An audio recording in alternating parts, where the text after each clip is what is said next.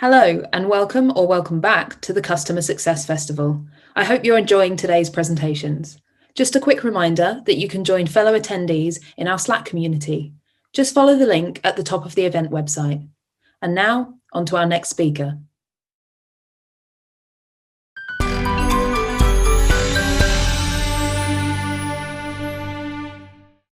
Hi, my name is Dan Leshen. I am the CEO and co-founder of Plant.io, and I'm happy to be here, virtually surrounded by fellows in this growing CS ecosystem.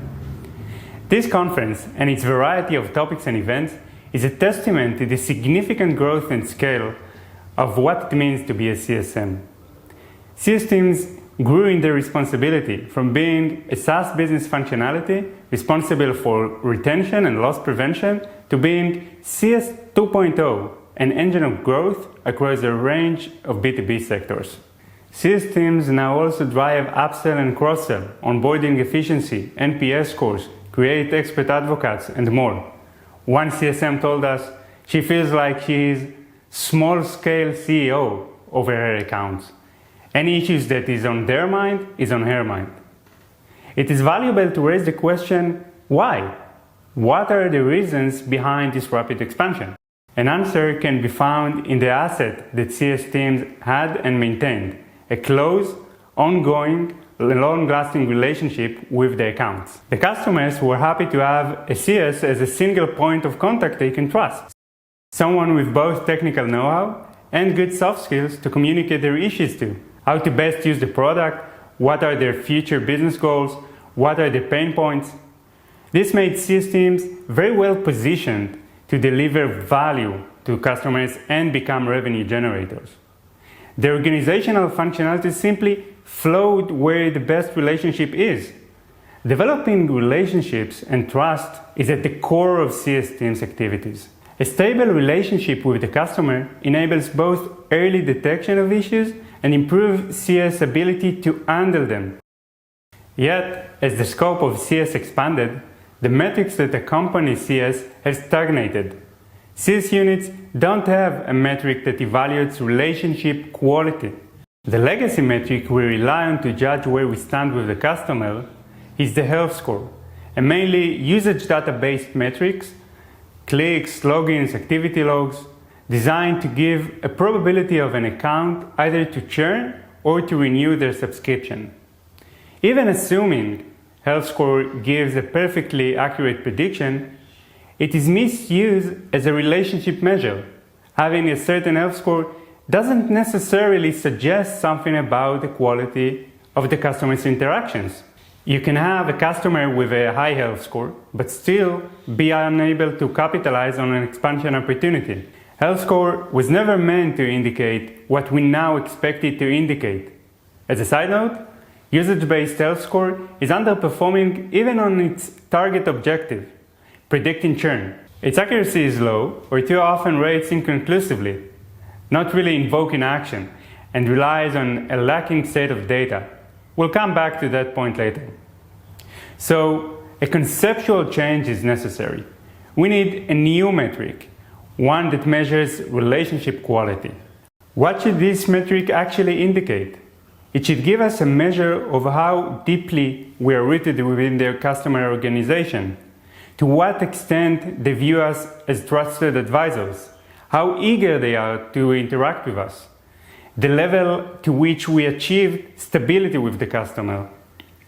All this to give us accurate sense of the ability to mitigate threats like dissatisfaction with a feature and capitalize opportunities like additional service inquiry, and the ability to act towards a desired outcome.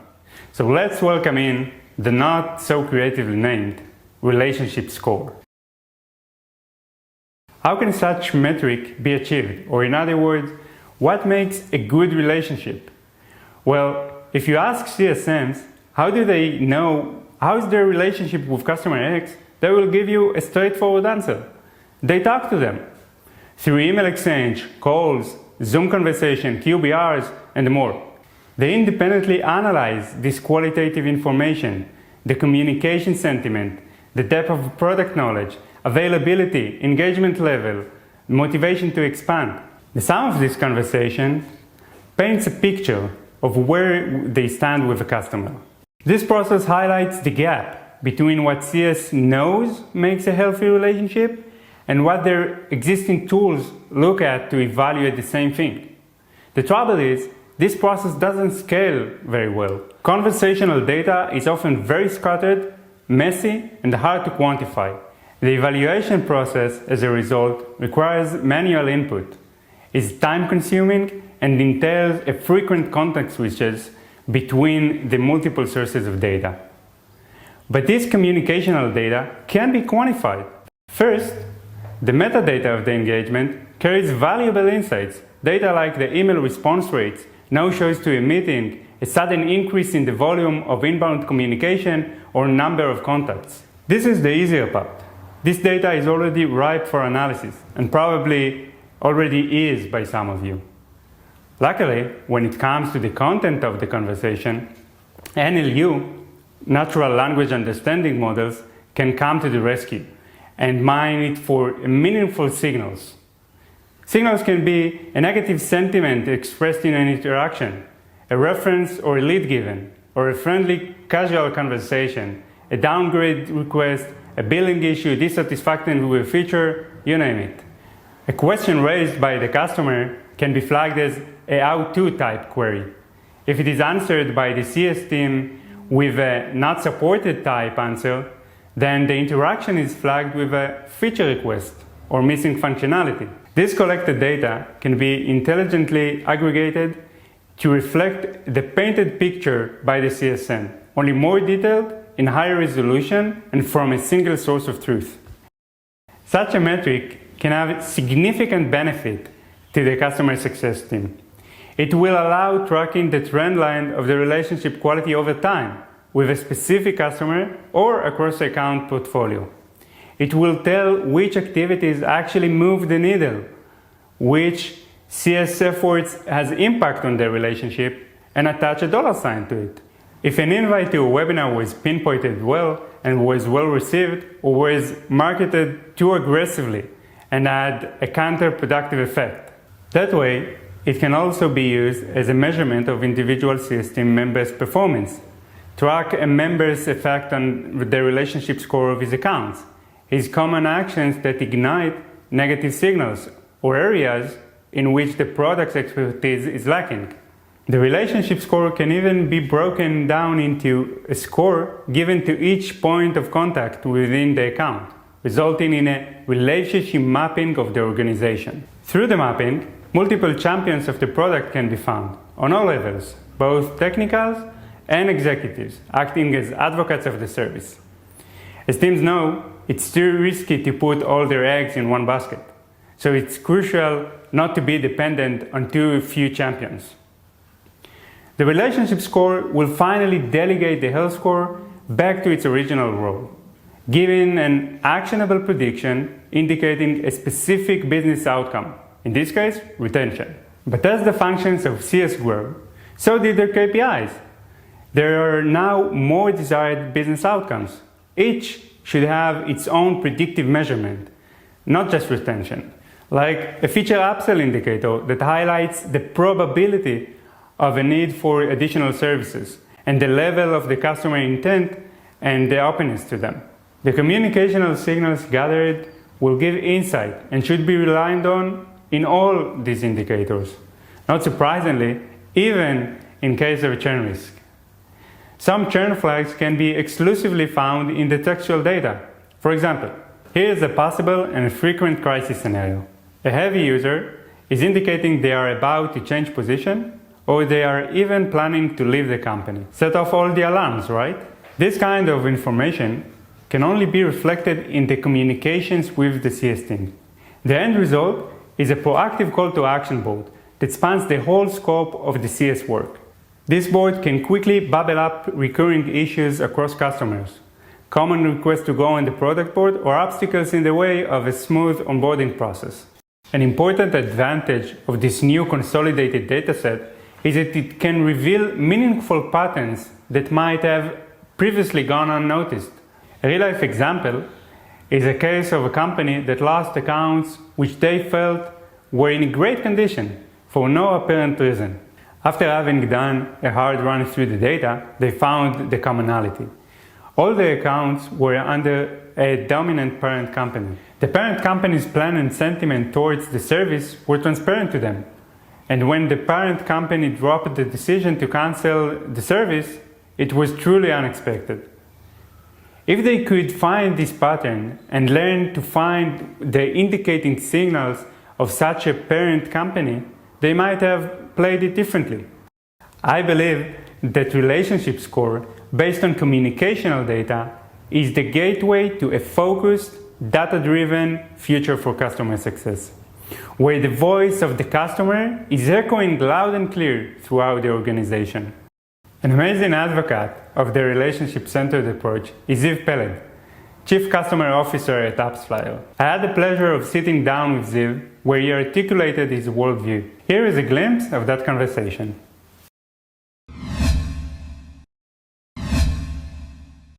I'm super excited to have the opportunity today to talk with Ziv Peled, Chief Customer Officer at AppsFlyer and one of the leading figures in the customer success global community. Hello, Ziv. Thank you so much for joining me. Hi, and thank you for having me.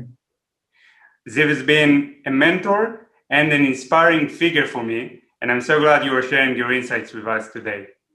So, Ziv, I'm interested to know what is your take on the current role of customer success teams?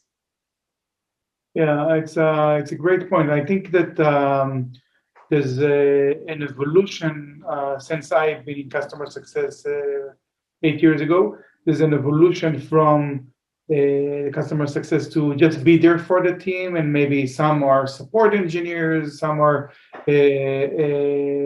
looking at how they can help the customer achieve the onboarding. And then I think that in 2015, 2016, there's a big shift of getting really to the desired outcomes, to really understand what the customer wants to achieve. And I think now we're definitely still there. I think value is one of the most important foundations for customer success.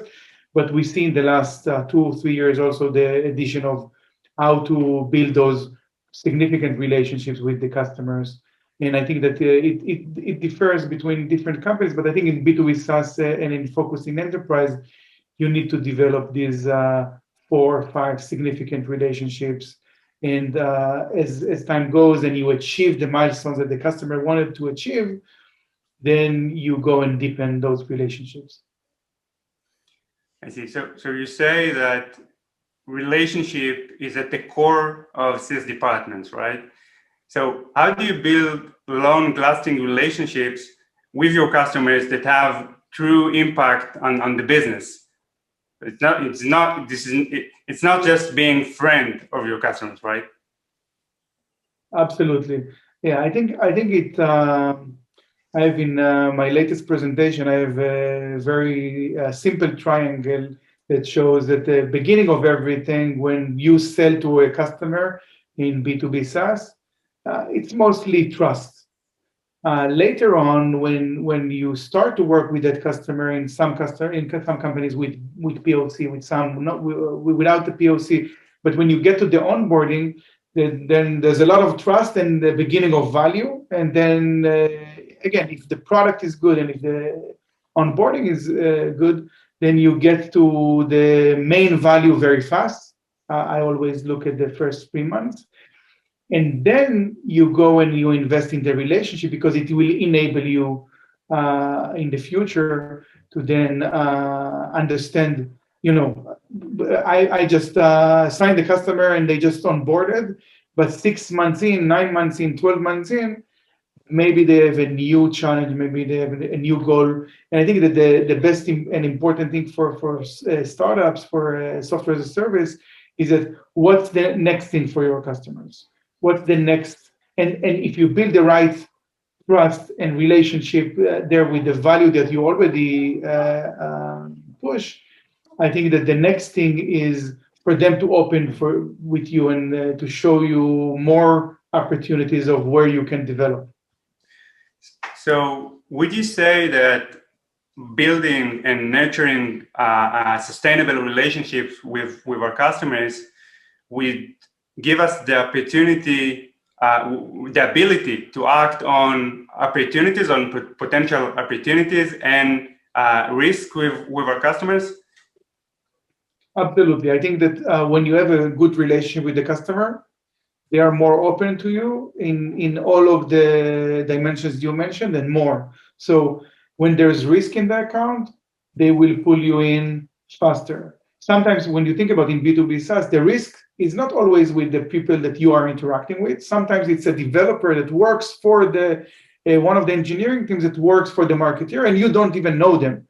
So if the marketer has a great relationship with you, then you will know. So I think that's a good example for what we call red flag.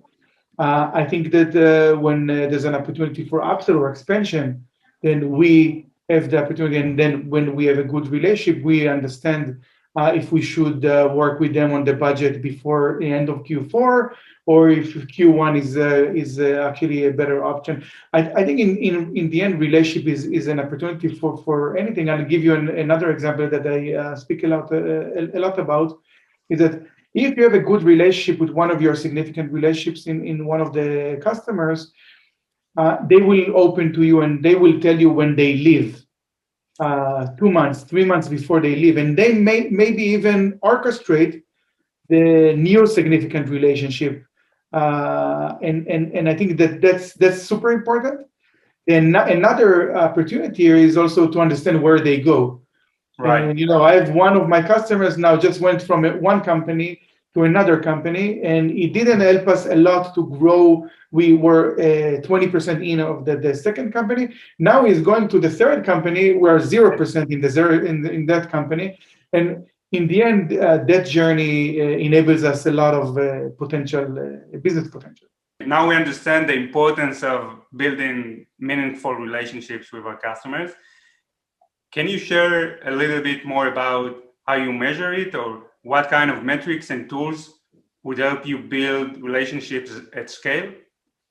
Sure. So the first thing I think that the first thing we did was to make sure it's there, that it's configured, that we know that I think maybe the best word is map it. Now we know how many relationships we have in the account, where we don't have enough or not at all.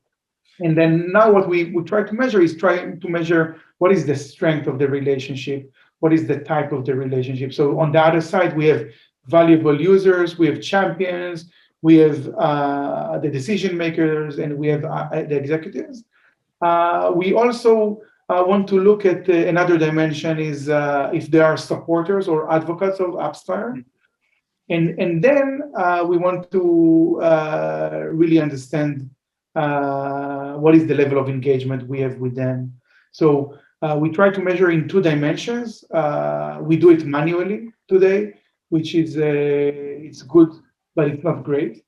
And I think that what the outcome of that is that when we try to measure it by a good criteria, because in the end we have now 174 customer success managers.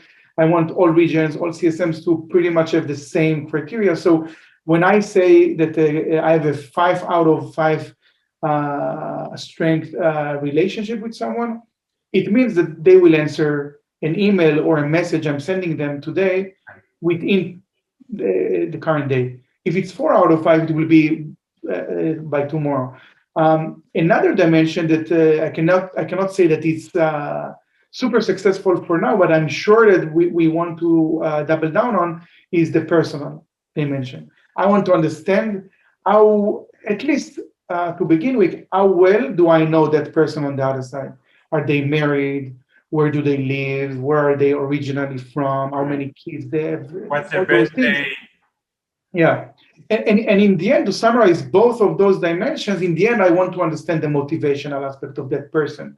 On one side, professionally, on the other side, personally, because in the end, if you think about the work of the customer success manager, and if I want to be a better relationship manager, then I need to look at the other side, look at the person on the other side, and to understand what can I do for them. So there's definitely things that I can do for them professionally, but there's maybe also things that I can do for them personally.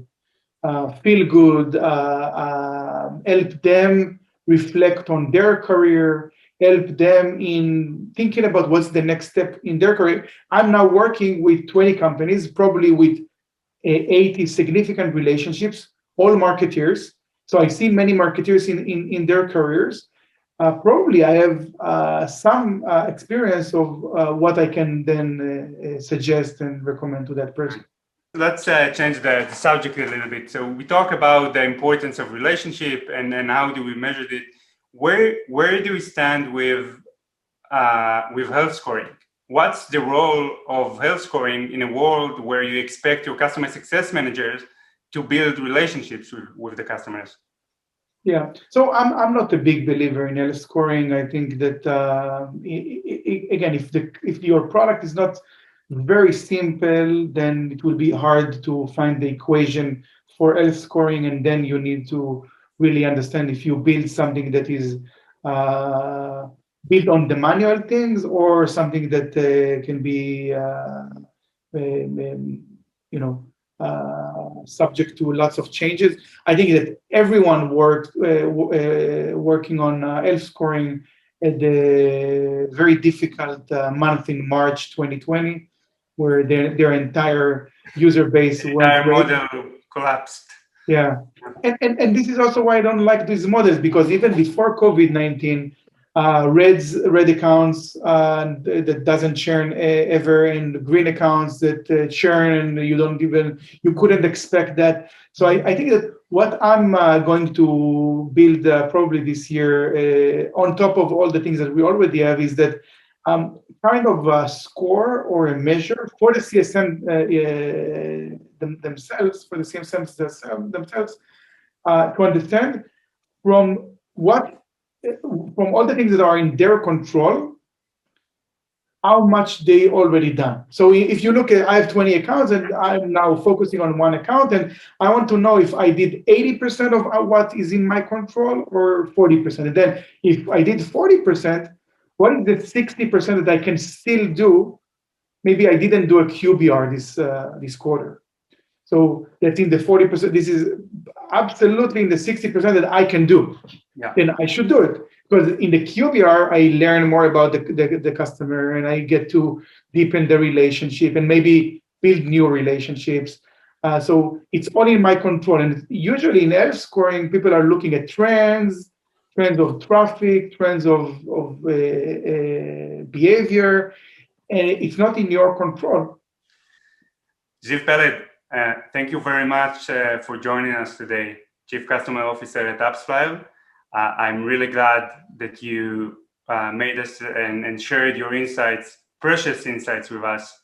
I really want I really appreciate that you joined us for today. Thank you so much.